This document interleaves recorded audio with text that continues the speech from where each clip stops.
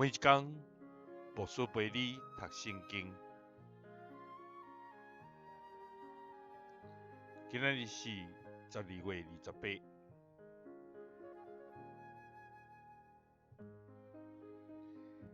诗篇97篇1节到6节。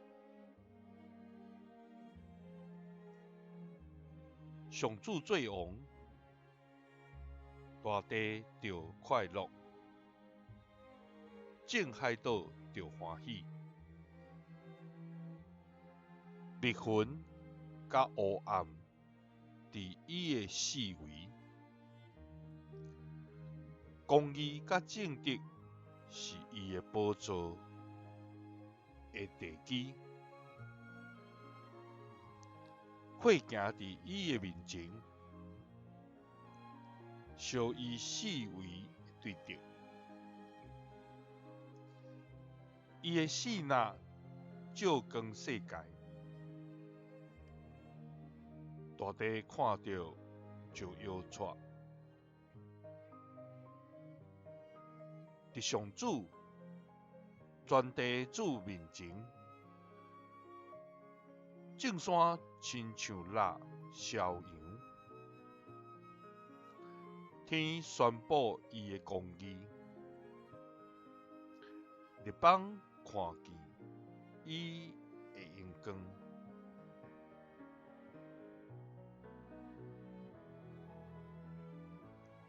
诗篇97篇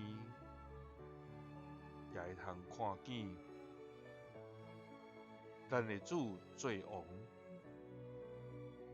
迄个大地众海岛欢喜快乐的影像，也伫上帝的公义甲正直中间来彰显伊的权能。透过这个大自然的影像，也搁一遍伫遐来表达上主的全能，甲伊的大气力，以及伊公义正直的作为。透过安尼，互列邦万民通看见上帝的荣光。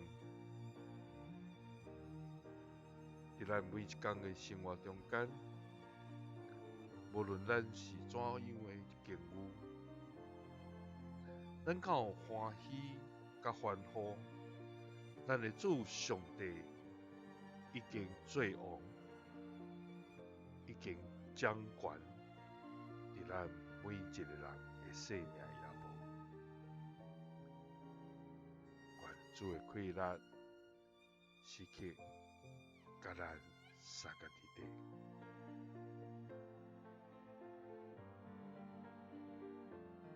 耶稣听你，祝你平安。